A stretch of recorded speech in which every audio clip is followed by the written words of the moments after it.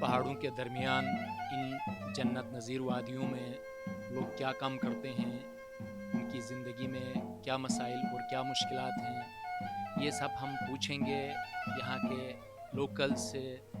اس کے لیے ہمارے ساتھ موجود ہیں جناب امیر خان صاحب، جو یہاں پر اپنی کھیتوں میں کام کرتے ہیں۔ السلام علیکم، ٹھیک ٹھاک نا سمجھانا تھا۔ آپ تمام ناظرین سے گزارش ہے کہ اس ویڈیو کو آخر تک دیکھیں تاکہ آپ کو پتہ چلے کہ لوکل لوگ ان وادیوں میں کس طرح سے زندگی گزارتے ہیں۔ اگر ویڈیو پسند آئے تو اس چینل کو سبسکرائب کریں، ویڈیو کو لائک کریں اور اپنی رائے جو ہے وہ کمنٹ میں ضرور بتا دیجیے۔ آپ کا یہ کام مجھے بڑا پسند آیا۔ آپ یہ کیا کام کر رہے ہیں؟ دیکھیں، ہم زمیندار لوگ ہیں تو یہ جو کام ہے یہ اس لیے کرتے ہیں تاکہ آلو کی جو پیداوار ہے وہ اس کام سے اس میں اضافہ ہو جاتا ہے۔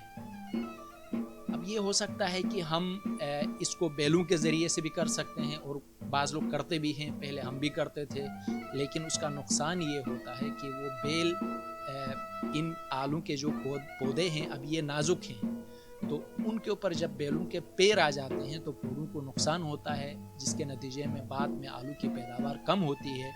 اسی لیے ہم یہ کام کر رہے ہیں، اور پھر ہاتھوں سے بھی خواتین اور مرد مل کے ہاتھوں سے بھی اس کی کھدائی کر سکتے ہیں، لیکن اس میں پھر چونکہ ہمارے پاس زمینیں زیادہ ہیں، آلو زیادہ کاشت کرتے ہیں، تو اس سے پھر بڑی تھکاوٹ ہوتی ہے، بڑا تکلیف کا کام ہے۔ اس لیے اس میں بھی تھوڑی تکلیف ہے، لیکن یہ کام جلدی بھی ہو جاتا ہے اور کم تکلیف ہے، اسی لیے ہم یہ کام کرتے ہیں۔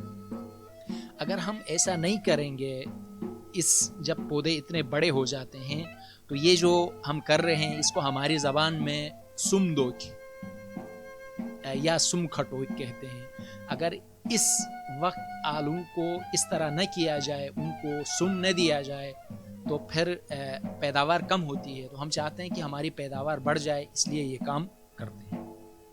اگر مٹی نہ لگائیں تو پیداوار کم ہوتی ہے؟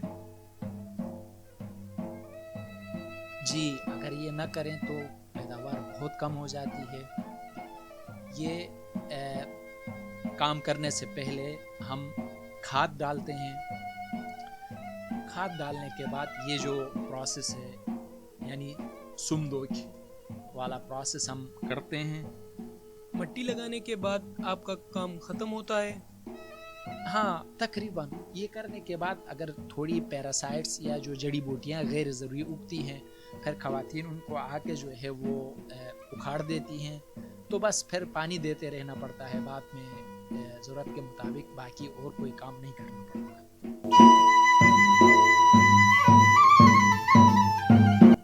آپ کتنے دنوں بعد کھیت میں پانی دیتے ہیں؟ تقریباً 7-8 دن، یعنی ہفتے میں ایک مرتبہ یا پھر 8-9 دنوں میں ایک مرتبہ آ کے ان کو پانی دیتے ہیں۔ آپ یہ جس کھیت میں کام کر رہے ہیں اس سے کتنی پیداوار ہوتی ہے؟ یہ جو کھیت ہے شاید 3 کنال ہے، تو اس سے تقریباً 50 بوریاں مجھے حاصل ہوتی ہیں۔ 50 بڑی بوریاں 3 من والی؟ جی، بڑی بوریاں، کٹے یا توڑے نہیں، بڑی جو بوریاں ہوتی ہے وہ تقریباً 50 کے آس پاس ملتی ہے۔ جس سال ریٹس اچھے ہوتے ہیں اس کھیت سے کتنی کمائی ہو جاتی ہے؟ اگر یہاں پر فی بوری 5,000-6,000 کی قیمتیں ہوں، ایک سال تو ہم نے یہاں پر 8,000 میں بھی ایک بوری بیچی، تو جس سال 8,000 کی بکی تھی یہاں پر بوریاں، اس سال یہ جو میرے کھیت ہیں، یہ جو زمینیں ہیں، ان سے میں نے تقریباً 7 لاکھ کمائے تھے۔ ایک سال ایسا بھی آیا تھا کہ بھر سے لے کر یہاں تک جتنی میں زمینوں میں آلو کاشت کرتا ہوں، پورا ملا کر میں نے اس سال 14 لاکھ कमाए थे।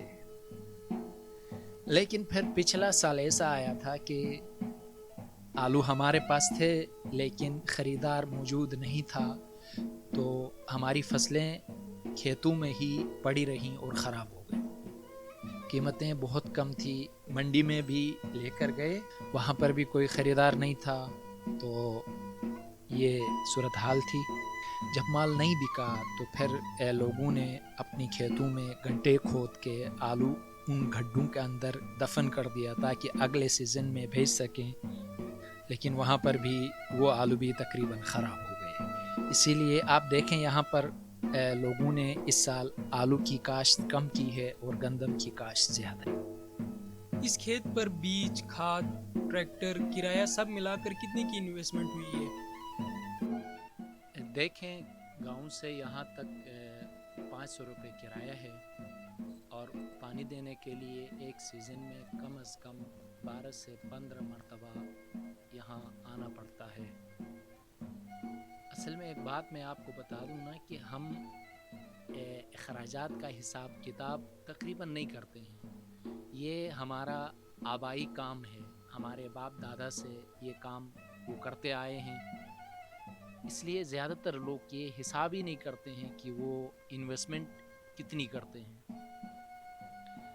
अगर ये प्रॉपर आप हिसाब किताब करें कि अखराजात कितने लगे और इनकम कितनी हुई, तो मैं ये बता सकता हूँ कि ज़्यादातर सालों में मुफ्त काम करते हैं, कोई इतनी इनकम होती नहीं है इस काम से। सिर्फ एक चीज़ मद्दनज़र रखते हैं कि वो जो अखराजात होते हैं, लागत आती है, वो एक साथ नहीं होती है।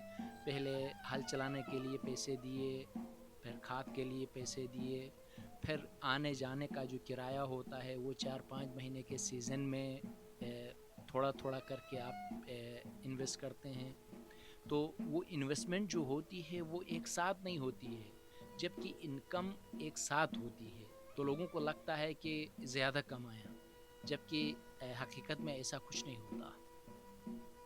अगर मैं इसकी लागत हिसाब करूं तो तकरीबन लाख से ऊपर अखराजात जो है वो इसके ऊपर आते हैं, लेकिन बाद में इसका जो आउटपुट होता है या इसकी जो इनकम होती है वो तकरीबन बस आसपास ही होती है, कुछ ज़्यादा, तो इतनी ज़्यादा इसमें आमदनी नहीं है।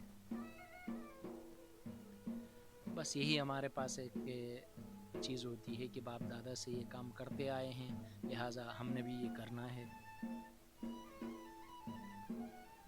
वो लेगेसी, वो रवायत जो आबा व अजदाद से चलती आ रही है उसी को जारी व सारी रखते हैं। देखिए ये कितनी हरी भरी जगह है, बड़ी अच्छी चरागाह है, तो लोग भेड़ बकरियां पालते हैं, गाय बैल पालते हैं और उनसे जो इनकम होती है दूध की शक्ल में या फिर मक्खन और घी की शक्ल में, तो उसी से इनके घर चलते हैं, उसी से इनके बच्चों की फीसिस वगैरह अदा होती हैं। इसी तरह लोगों की ज़िंदगी का निज़ाम चलता है, वरना यहाँ पर जॉब्स तो है नहीं। लोग ज़्यादातर जॉब्स के लिए बैरून ममालिक जाने की कोशिश करते हैं। यहाँ पर जो यूनिवर्सिटीज़ से पास आउट होके आते हैं उनको भी जॉब्स नहीं हैं उनके लिए, तो आखिरकार मजबूर होकर वो मज़दूरी करने लग जाते हैं।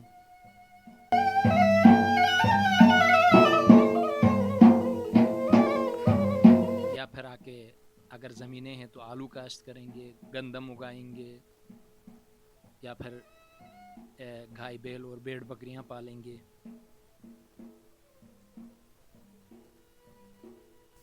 आपने इस इलाके में ड्राइविंग भी की है, अभी काश्तकारी भी कर रहे हैं, ये बताइए कि आपका बचपन का ज़माना अच्छा था या अभी का ज़माना ठीक है?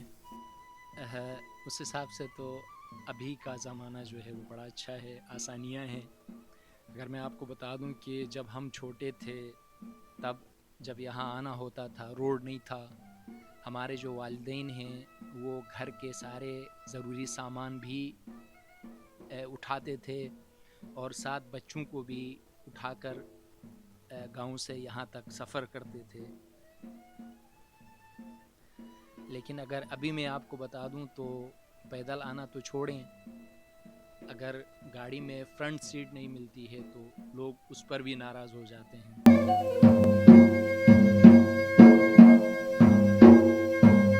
अभी ज़माना बदल चुका है, लोग गाड़ी में बैठ के आते हैं, काम करते हैं और चले जाते हैं। और ये कि उस ज़माने में यहाँ पर जो घर थे वो भी इस तरह के जैसे आज हैं नहीं बने हुए थे। लोग उस वक्त कोई मोमबत्ती जलाता था, कोई लालटेन जलाता था, लेकिन आजकल माशाल्लाह से लोगों ने अपने घरों की छतों पर सोलर पैनल्स लगाए हैं, जिनकी वजह से उनके लिए लाइट का कोई इशू नहीं है। और दूसरा ये कि वो अपने मोबाइल और दूसरे जो गैजेट्स हैं वो चार्ज करते हैं।